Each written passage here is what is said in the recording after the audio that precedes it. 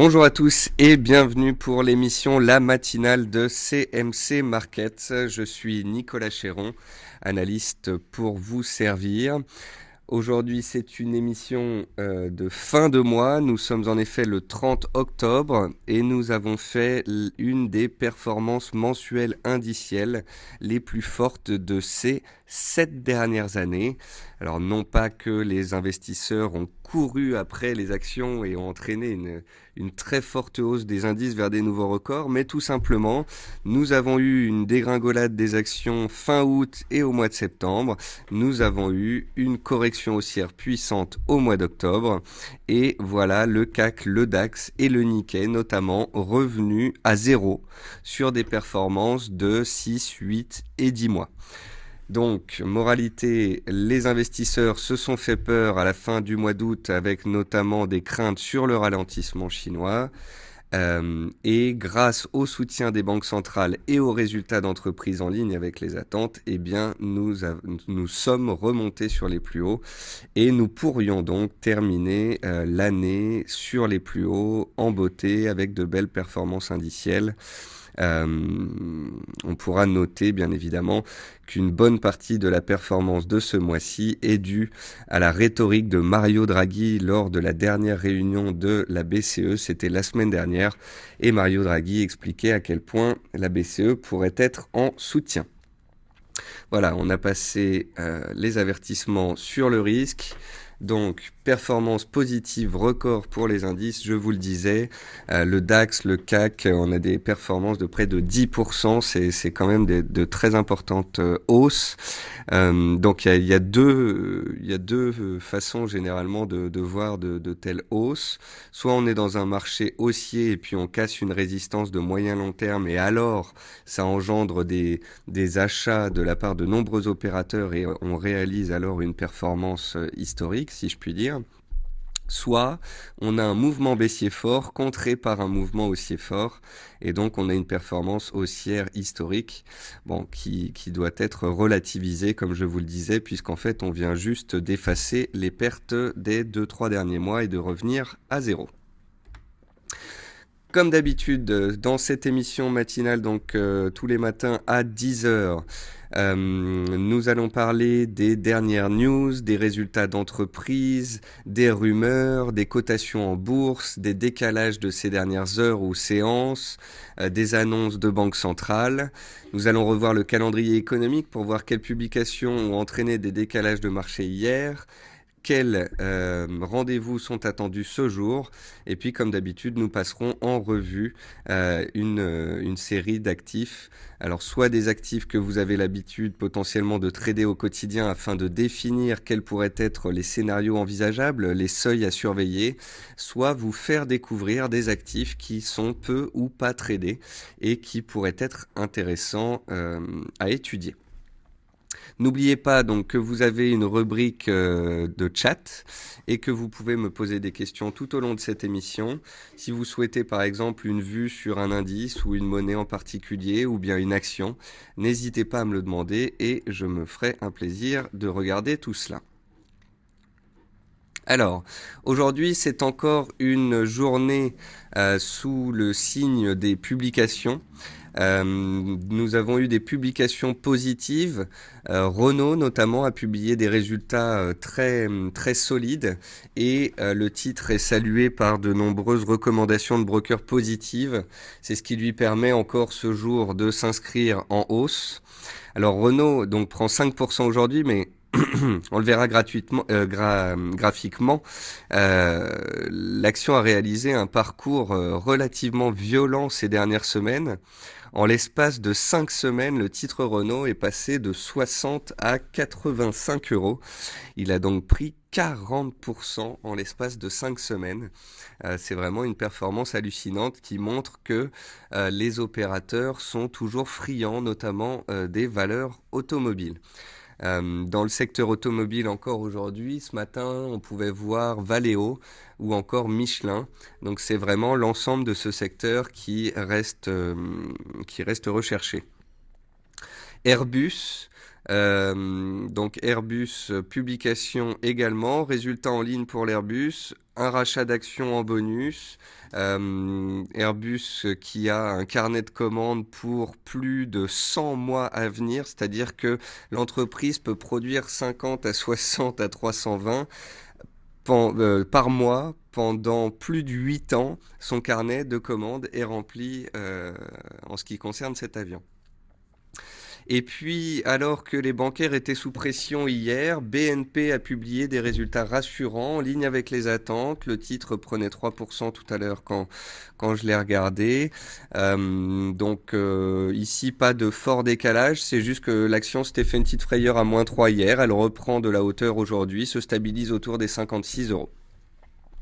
Résultat négatif pour Rexel et L'Oréal. Rexel avec un T3 donc inférieur aux attentes. Quant à L'Oréal, les investisseurs s'inquiètent un petit peu du ralentissement des ventes en zone Asie et notamment en Chine. Donc voilà, encore une fois, le ralentissement chinois touche des valeurs bien spécifiques. Et eh bien, vous le savez sans doute, les Chinois sont très friands du luxe et quand la Chine ralentit, évidemment, ce sont potentiellement ces entreprises-là qui pâtissent du ralentissement directement. Ce matin, nous avions la BOJ, la Bank of Japan. C'était la deuxième banque centrale de la semaine et c'est la troisième banque centrale en 10 jours. Qu'est-ce qui est commun à ces trois banques centrales ces 10 derniers jours? Eh bien, c'est qu'elles ont toutes surprise le marché et elles ont toutes surprise pour des faits différents. La BCE a pris de court les opérateurs. Tout le monde attendait, enfin la majorité des opérateurs et des économistes attendaient un Draghi qui botterait en touche et qui attendrait peut-être la fin d'année ou début 2016 pour parler de potentielle augmentation du quantitative easing. Et Draghi nous a carrément sorti la palette d'outils de la BCE et nous a même parlé, en plus d'une hausse du quantitative easing en termes de temps et en termes de montant, on nous a parlé d'une baisse de taux nouvelle potentielle. Donc la BCE a vraiment surpris le marché par son interventionnisme et sa capacité à réagir, notamment par rapport à la paire euro-dollar.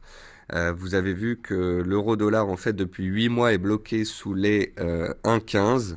Et alors que l'euro avait tenté une percée des 1,15, eh bien, la BCE s'est fait comprendre par le marché et a sorti sa palette d'outils nous disant qu'elle serait prête à les utiliser.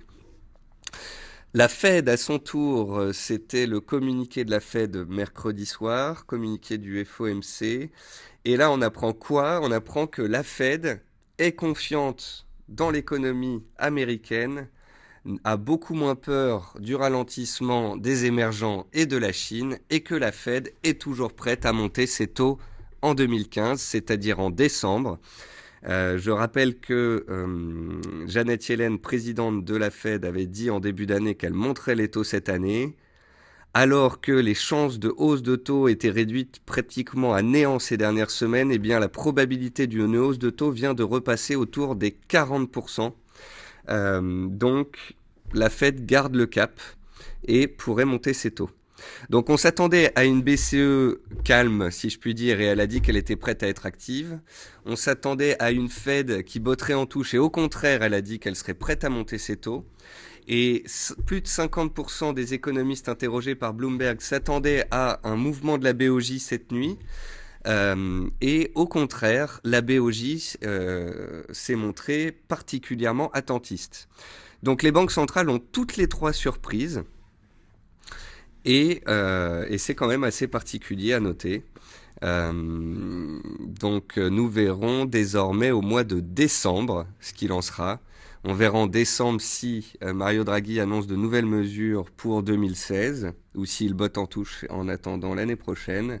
Et on verra si la Fed ose ou non monter ses taux en décembre. Alors mon petit scénario là-dessus est que la parole d'une banque centrale est d'importance. et Janet Yellen a mis quand même euh, sa parole en jeu en début d'année 2015 en disant qu'elle allait monter les taux. Je ne serais donc pas étonné que malgré des chiffres en demi-teinte, la Fed monte les taux en décembre afin de donner une information au marché qui est la suivante. L'économie américaine se reprend et donc nous montons les taux car nous l'avions dit et nous gardons notre ligne directrice. Voilà. Et alors que ces derniers mois, si la Fed avait monté ses taux, cela aurait pu entraîner une peur sur les marchés, une baisse des marchés, eh bien, il se pourrait au contraire que si la Fed décide de monter les taux en force en fin d'année, cela veuille tout simplement dire que l'économie américaine va bien, et cela pourrait même, plutôt que de faire baisser les indices boursiers, les entraîner vers de nouveaux records historiques. Alors hier, on a eu le chômage et l'inflation en Allemagne en ligne. Chiffre plus important, on a eu le PIB américain qui est tombé inférieur aux attentes à 1,5% contre 1,6% attendu. Alors vous pourrez me dire que c'est pratiquement la même chose. Je suis d'accord avec vous, 1,5, donc c'est un chiffre qui est quand même bien inférieur à la moyenne, qui est autour de 2,5-3%. Les opérateurs s'attendaient de toute façon à ce recul, donc ça n'a pas entraîné de dégagement fort sur les marchés. Notez simplement que quand on regarde dans le détail, on se rend compte que 0,5 points du PIB sur ce trimestre-là est dû au programme Obamacare, donc les dépenses de santé. Donc si vous retirez ces dépenses étatiques de 0,5%, il ne reste plus qu'un PIB de 1% aux États-Unis. On est quand même bien loin des 2, 3, 4% habituels. Et on peut tout de même potentiellement estimer cela décevant, sachant que ce PIB, en fait, et le PIB de cette année, c'est un peu la résultante des années précédentes et d'un lourd quantitative easing mis en place par les États-Unis jusque la fin 2014. Donc là, les opérateurs économistes, de toute façon, sont un petit peu déçue, et la Fed elle-même a été déçue, je dirais, et elle a été contrainte de ne pas monter ses taux trop rapidement parce que justement on s'attendait à ce que ces mesures de quantitative easing depuis des années permettent aux Américains, à l'économie américaine de continuer de croître sans soutien, et on se rend compte que lorsqu'on retire le soutien, il ne reste pas grand-chose. L'année 2016 sera vraiment à ce sujet-là un grand challenge pour l'économie américaine. Et puis, dernier chiffre hier après-midi, les stocks de gaz qui sont tombés un peu inférieurs aux attentes. Si les stocks de gaz tombent inférieurs aux attentes et commencent à tomber, tout comme ils le font tous les ans au mois de novembre, alors les cours pourraient être tirés à la hausse. On regardera les cours du gaz, mais on en a parlé déjà dans les émissions précédentes. On s'approche du seuil psychologique des 2, et c'est un seuil qui a été le plus bas des 15 dernières années. Alors ce jour, cette nuit, donc il y avait la politique de la BOJ, politique monétaire inchangée, comme je vous le disais il y a quelques instants. À 11 heures, chiffre d'inflation en zone euro, ce qui fera très certainement bouger l'euro-dollar. Si le chiffre est supérieur aux attentes, on pourrait aller faire une incursion au-dessus des indices vers les indices 50 à 11. A contrario, la tendance baissière de l'euro continuerait. À 13h30, le PIB canadien, donc ça engendrera très certainement un décalage sur le CAD, donc toutes les paires en CAD, l'USD CAD, l'Euro CAD, etc. Et puis à 13h30 aussi, il y aura un des indicateurs qui est suivi par la Fed, qui est l'indice des salaires US et qui a son importance. Donc voilà pour les news, les chiffres et les rumeurs. Et on va passer au graphique. Alors, je commence donc comme d'habitude dans cette émission, je fais indice forex, matières premières, actions. Donc les indices, je crois que vous avez compris que depuis le début de la semaine, je répète la même chose. Le CAC 40 est dans un range coincé entre 4850 et 4950.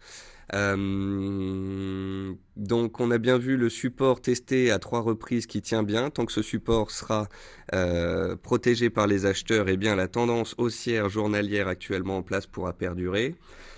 Là, à court terme, ce que l'on constate, c'est que les prix sont à 4900 points, qu'il y a peu de statistiques ce jour et que les publications d'entreprises n'arrivent pas à entraîner un décalage de marché relativement important. Les volumes depuis ce matin sont relativement faibles, la volatilité est très tassée sur l'indice 440. Je ne pense pas qu'on puisse attendre grand-chose, en fait, un grand décalage des marchés ce jour.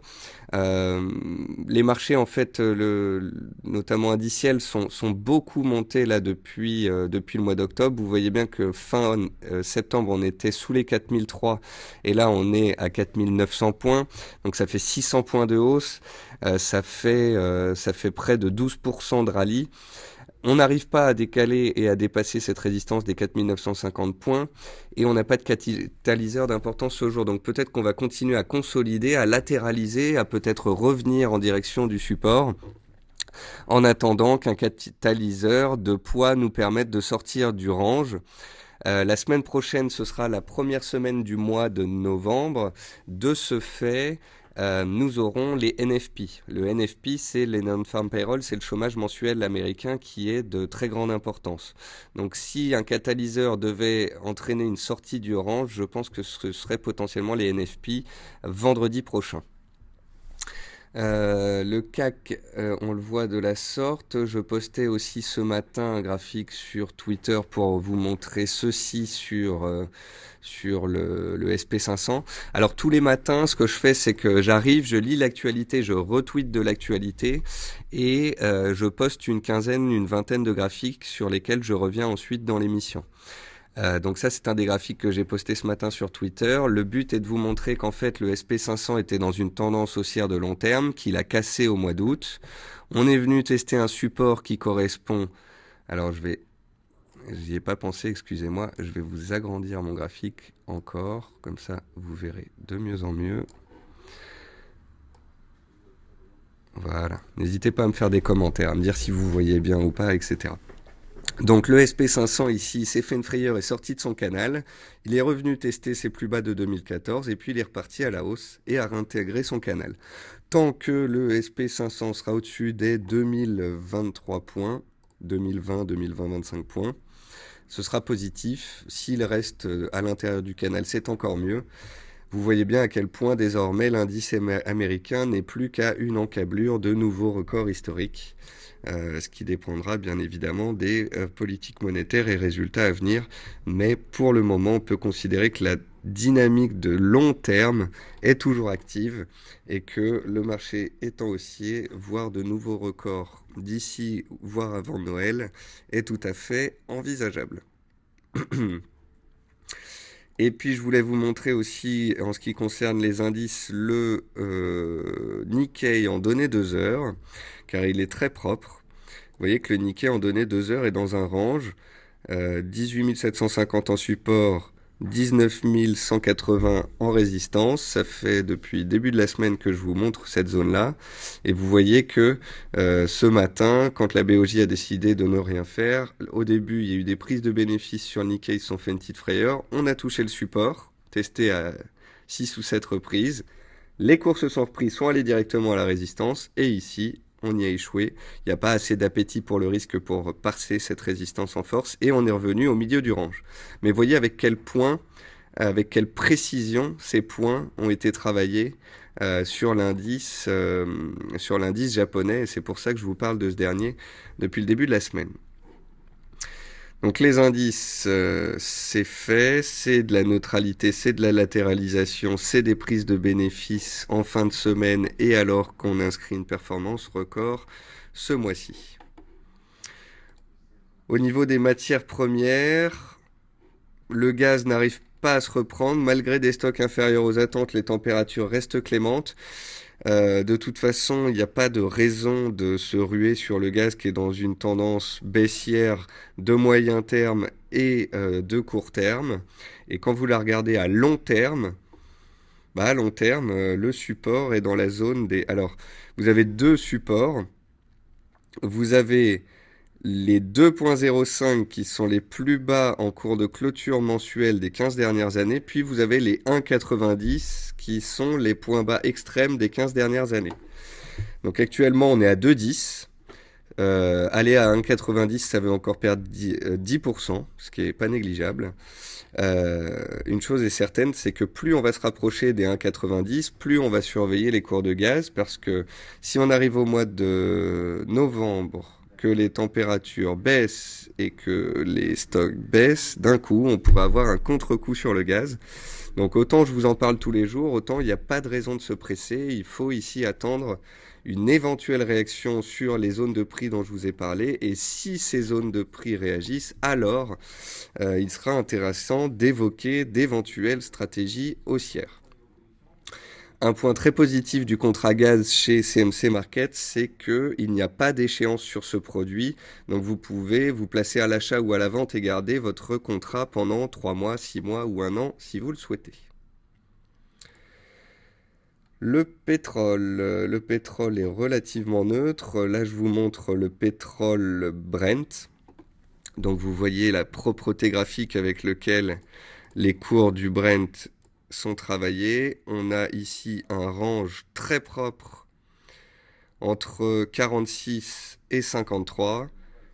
En bas du range, les acheteurs se sont présentés. On est revenu vers la MM20 jours qui est ici complètement neutre et qui matérialise un peu la médiane du range, le milieu de la zone travaillée actuellement. On a buté dessous hier. Alors ce que je vous expliquais hier sur le WTI, je vous le montrerai après, mais c'est plus ou moins le même système, c'est qu'on a eu un rebond de court terme pour passer du support à plus ou moins la médiane du range. Il faudrait casser cette résistance-là pour pouvoir viser le haut du range. Tant qu'on sera sous cette résistance-là, ça reste neutre avec un biais baissier de moyen terme, puisque la tendance de moyen terme est baissière. Donc ça, c'est pour le Brent. Et pour le WTI, le voici. Donc je vous indiquais hier qu'une résistance était entre 46 et 46,50. On a fait 46,50 au plus haut, puis on est retombé. Donc tant qu'on est bloqué sous MM20 jours, les 46,50, ça peut latéraliser puis redescendre un petit peu. Si tant est qu'on rattaque cette zone-là et qu'on la casse, alors les 50 pourraient être de nouveau d'actualité, voire au-dessus les 52 dollars. Correspondant à un retracement de 61,8% de la vague que l'on a fait entre le mois de juin et le mois d'août, entre 61,50 et 37,50. Quoi d'autre? Je voulais vous montrer l'or. Donc ici, on a une configuration sur l'or qui est intéressante. Alors, ce que vous pouvez constater, c'est qu'on a le même type d'échec sur l'or ce mois-ci que l'on avait eu en mai 2015. C'est-à-dire que sur l'or, il y a deux moyennes mobiles qui fonctionnent bien. Il y a la moyenne mobile à 100 et la moyenne mobile à 200. La moyenne mobile à 100, elle était intéressante parce qu'elle bloquait très très bien les cours à 7 ou 8 reprises ces 6-7 derniers mois. Donc on l'avait utilisé comme base dans ma dernière analyse en disant si cette fois elle est bel et bien dépassée, on pourrait avoir un beau décalage haussier. Donc elle avait été dépassée à 1140 et on était monté jusqu'à 1190. Ça fait 50 dollars de hausse, ce qui n'est pas négligeable. Ce qui s'est passé là ces 2-3 dernières semaines, c'est que les cours de l'or ont été travaillés, leur MM200 ont tenté de la passer. Les opérateurs ont attendu que la Fed publie son communiqué dans lequel elle a dit qu'elle serait prête à monter les taux. Qui dit hausse de taux aux États-Unis dit hausse du dollar. Qui dit hausse du dollar dit baisse de l'or. Et donc, si les États-Unis avaient balayé la hausse potentielle de taux et avaient remis ça vraiment à plus tard, on aurait pu avoir un mouvement supplémentaire sur l'or vers les 1200-1220. Cela n'a pas été le cas, donc les cours ont reflué et ont échoué sous MM200. Si vous faites des stratégies journalières d'achat ou de vente sur l'or, il y a des supports intéressants. Il y a une zone de support intéressante vers 1130, il y a une zone de résistance intéressante vers 1170-1180. Pour ce qui est d'avoir des positions de moyen terme sur l'or, c'est pas forcément chose évidente. Une chose est certaine, les acheteurs de moyen terme auraient espéré qu'un retournement soit validé par la cassure validée de la MM200. Cela n'a pas été le cas. Et donc, factuellement, à moyen terme, la tendance baissière de l'or reste sous pression pour le moment. Ça, c'était pour les matières premières. J'ai Francis qui me dit pourriez-vous faire un tour d'horizon du DAX? Alors je vais faire ça tout de suite puisque c'était un indice et qu'on avait terminé les indices. Alors ça c'est un graphique mensuel du DAX. Je vais retirer l'Ichimoku pour que ce soit plus visible. Donc voici le DAX en mensuel. Vous voyez bien à quel point depuis le point bas en 2009, il est dans un marché haussier puissant. Il y a une oblique que vous pouvez tracer sur le DAX et qui vous donnait le point bas du mois d'août, du mois de septembre et du mois d'octobre. C'est une belle oblique haussière comme ça qui passe par les plus bas de 2011 sur le DAX, les plus bas de 2014 et ça vous donne les plus bas de 2015. Voilà. Donc c'est ce qu'on appelle une trend line, une ligne de tendance haussière. On est venu la tester une fois, deux fois, troisième fois, c'est remonté. Et vous voyez bien par contre que il y avait aussi une ligne de tendance baissière qui passait par les plus hauts et qu'on n'en est plus très loin. Donc le DAX pourrait se placer ici dans une sorte de triangle de compression. Et puis, est-ce qu'il arrivera à en sortir d'ici la fin de l'année ou est-ce qu'il attendra début 2016 ? Nous verrons bien. Je pense que ça dépendra beaucoup des banques centrales et notamment de Mario Draghi. Si début décembre, Mario Draghi nous annonce des nouvelles mesures pour 2016, on sera au mois de décembre, avant Noël. On pourrait avoir un rallye de Noël et puis finir l'année en beauté. Si Draghi botte en touche, ce sera un petit peu plus de neutralité. Ensuite, ça c'est en données hebdomadaires. Donc en données hebdomadaires, vous voyez bien qu'on avait une tendance haussière début d'année avec le QE, une consolidation, la chute au mois d'août avec la Chine, le double bottom réalisé très proprement sur les 9300 points, et puis le redémarrage haussier. Par principe, étant donné qu'on a réalisé un double bottom entre 9300 points et 10520 points, ça voudrait dire qu'on peut reporter la hauteur du double bottom ici, et la mettre là. Donc ça fait 1200 points de hausse. Donc ça donne un objectif théorique à 11 700 points, soit les plus hauts de cet été. Donc théoriquement, tant que le DAX reste au-dessus de 10 500 points, il peut remonter vers les 11 700 points, soit les plus hauts de cet été. Et ensuite, en données journalières, voilà ce que cela donne. Donc en données... Alors attendez. Tac, tac, tac. On va garder un peu de clarté sur ce graphique. En données journalières, voilà ce que cela donne. Alors vous pouvez voir que j'ai tracé une oblique rouge qui passe par tous les plus hauts. Ici. Vous pouvez voir le double bottom qui est là. Le support majeur à 10 500. Le support court terme à 10 700. Et donc là, à court terme, on est dans un petit range. Si on casse ce range par le bas, on revient vers 10 500, le support majeur, et on verra à ce moment-là ce que les acheteurs ont dans le ventre. Si on casse le haut du range à 10 900 points, on reporte la hauteur du range, donc 10 700, 10 900, ça donne 11 100. Et 11 100, c'est quoi ? Eh bien, c'est tout rond, le seuil psychologique donc des 11 100, bien évidemment, plus la moyenne mobile à 200 séances, plus l'oblique baissière qui arrive par les plus hauts. Donc en gros, ce qu'on peut dire, c'est que si les prochains catalyseurs à venir sont des statistiques inférieures aux attentes, on revient sur le support majeur. Si au contraire l'appétit pour le risque perdure, on ira chercher cette résistance majeure. Et c'est pour moi cette zone de résistance majeure, les 11 100 points, qui, s'ils sont dépassés, valideront le fait que d'ici la fin de l'année, on pourrait remonter vers les 10 700 points. Bref, nous n'y sommes pas. Naviguons à vue. À court terme, en données 4 heures, vous avez un range qui est en place. Et donc, c'est à l'intérieur de ce range qu'il va falloir naviguer en attendant un décalage en données journalières et plus. Alors, on a fait les indices, on a fait les matières premières. On va aller jeter un coup d'œil sur les devises. Alors après, on m'a demandé de regarder d'autres actifs. Je vais le faire dans la foulée. Si je vais trop vite, si je vais trop lentement, si j'explique bien ou pas, n'hésitez pas à me le dire. Je suis là en fait pour répondre plus ou moins aux attentes du lectorat. On essaye de faire quelque chose qui est compréhensible pour les débutants et qui soit assez intéressant pour les traders avancés. Alors, dans les plus fortes baisses du jour, on a GBP NZD. Ce qu'il faut noter en fait, c'est que la livre a été très forte au mois de juin, juillet, août, septembre, notamment contre le dollar néo-zélandais. Et ce qui se passe ces dernières semaines, c'est que la livre n'a plus la cote. Les opérateurs l'ont un peu délaissée. Et au contraire, le dollar néo-zélandais, depuis un mois, lui, a repris du poil de la bête. Regardez un peu vos graphiques en 2013-2014, le dollar néo-zélandais était vraiment une des monnaies les plus fortes des majeures. Donc, GBP NZD, c'est la livre qui était forte et qui est maintenant faible contre le dollar néo-zélandais qui était faible, qui est devenu fort. Et donc, vous voyez bien qu'il y a eu une inversion de tendance, une inversion de polarité au mois de septembre, fin septembre, et que depuis, la tendance est baissière.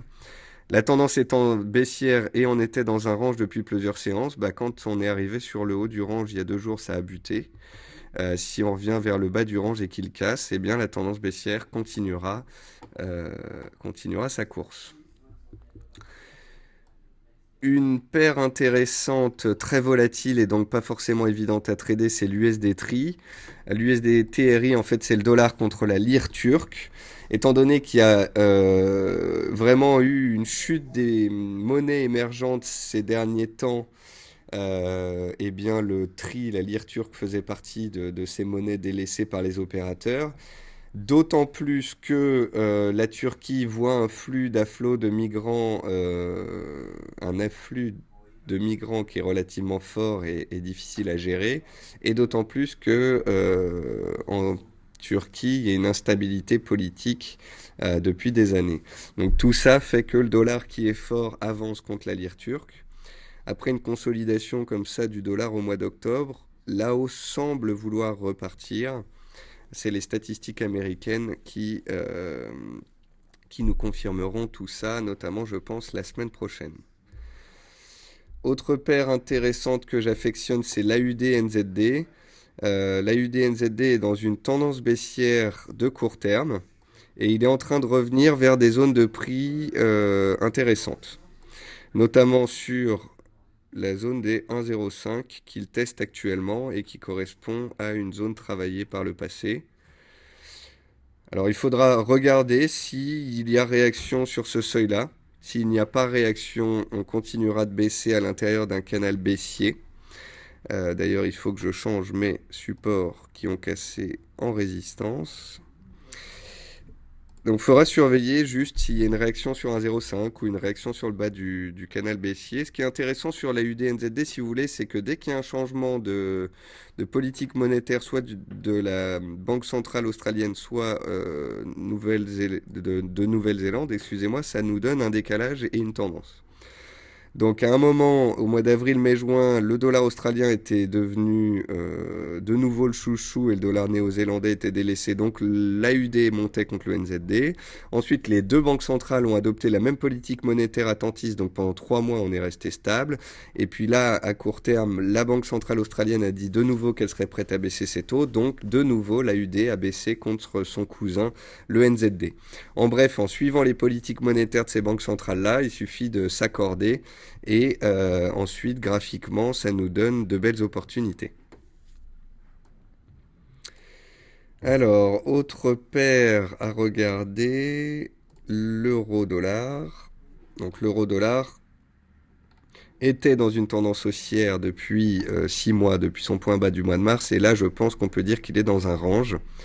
Un range 1,08, 20, 1, 14, 50, zone basse, zone haute. À chaque fois qu'on est arrivé en bas, il y a eu des réactions. À chaque fois qu'on était en haut, il y a eu des réactions.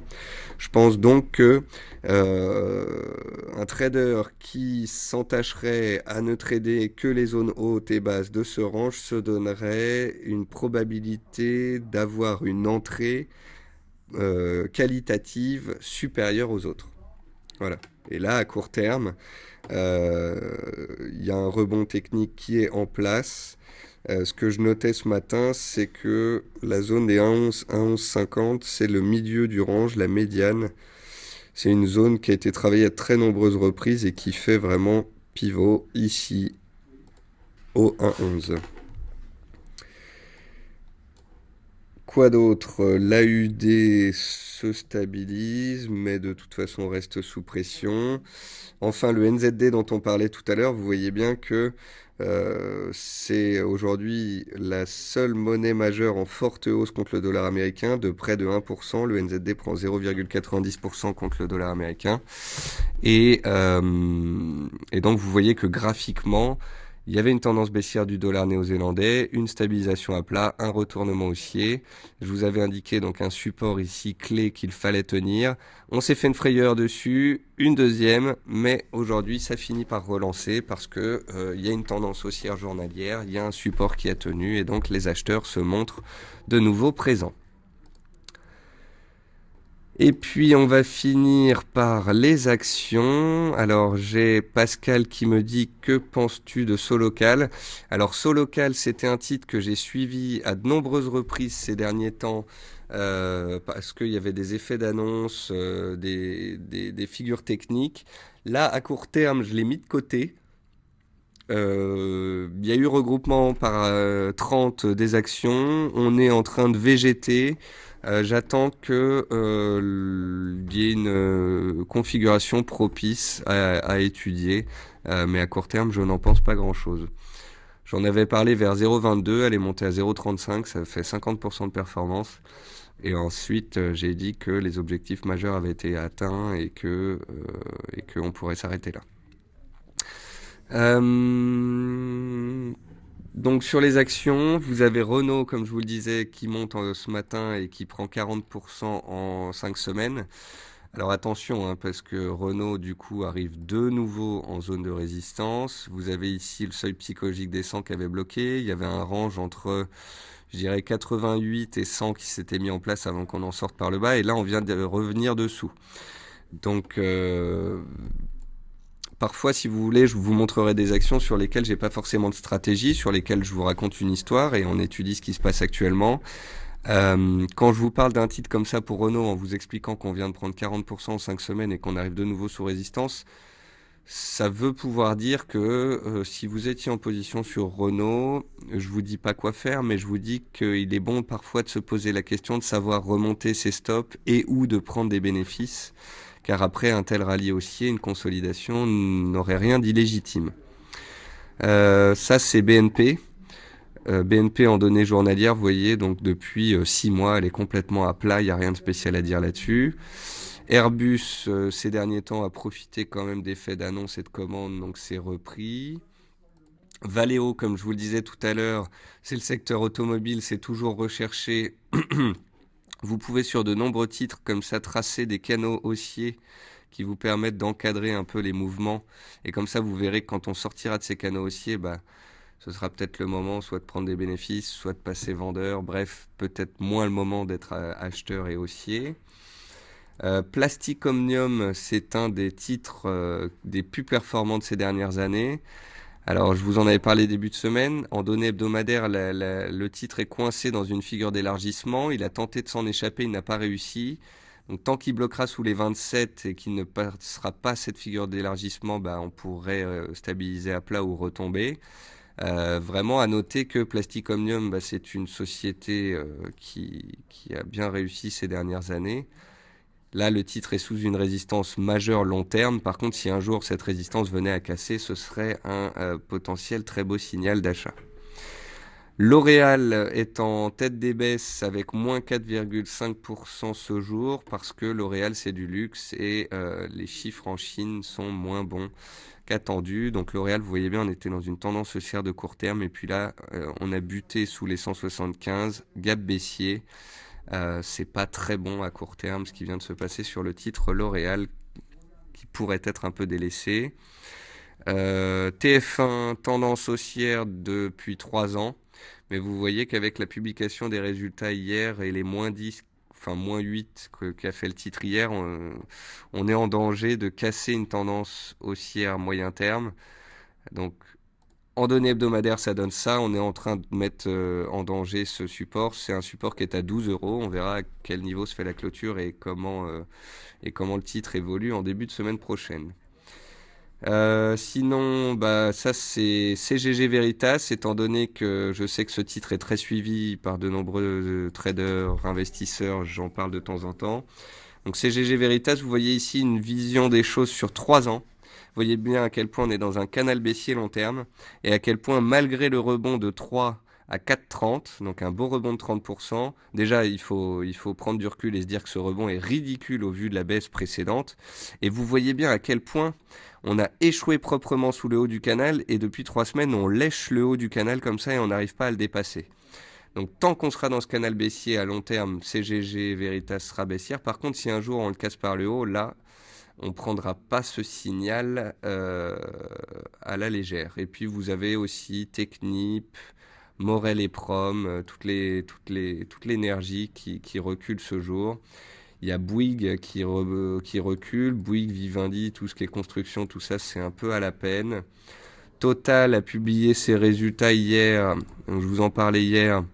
On avait vu que le titre avait ouvert à 45 et avait baissé parce que d'autres valeurs du secteur en fait étaient sous pression. Aujourd'hui, ça végète, voilà. Vraiment pour que Total, je dirais, puisse décaler à la hausse, il faudrait qu'elle casse les 46 euros, seuil sous lequel le titre est bloqué depuis 3 mois. Et je pense même pouvoir vous dire que pour que le 440 aille chercher les 5000 points, voire les plus hauts annuels à 5200 d'ici la fin de l'année, on aura besoin de l'aide de Total qui pèse quand même 10% du CAC. Et donc, il faudrait que Total casse les 46 euros pour avoir une telle hausse du CAC, ce qui n'est pas le cas pour l'instant. A contrario, Total consolide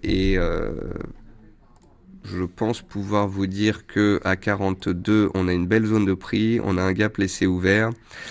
Je ne serais pas étonné si vous voulez que Total baisse, que le CAC consolide, qu'on revienne vers des supports avant qu'éventuellement ça puisse repartir à la hausse. Quand je regarde l'indice 440, et c'est ce que je vous disais en début d'émission, ça tient bien pour le moment, mais si les prochains catalyseurs sont un minimum baissier, on pourrait tout simplement avoir un retour sur les supports 4850 voire 4800. Voilà. En fait, les marchés tiennent bien, mais étant donné qu'on a des gaps sous les pieds et qu'on n'a pas respiré ces dernières séances, eh bien, ça ne monte pas non plus. Donc peut-être qu'il faudrait que les marchés consolident pour mieux redémarrer, si tant est qu'ils doivent redémarrer. Mais ça reste envisageable étant donné que les marchés sont soutenus par les banques centrales. Voilà, sur ce, j'espère que cette émission vous a plu. Comme je vous le disais, on est en train petit à petit d'améliorer ce format. Toujours, donc en début d'émission, on parle macroéconomie, on parle des news, des rumeurs, des résultats d'entreprise, des banques centrales. Et puis ensuite, on passe en revue les différentes catégories d'actifs. J'ai une préférence pour étudier certains actifs en journalier, en hebdomadaire, parfois en 4 heures. Si vous souhaitez certains actifs, si vous souhaitez des zooms, si vous avez des questions sur l'analyse technique, sur l'analyse fondamentale, etc., il ne faut pas hésiter. En tous les cas, j'étais content de vous retrouver en cette semaine de lancement de la matinale. Merci à tous d'avoir été présents. Je vous retrouve lundi à 10h tapante pour cette émission et je vous souhaite une très bonne journée, un très bon week-end. Au revoir à tous.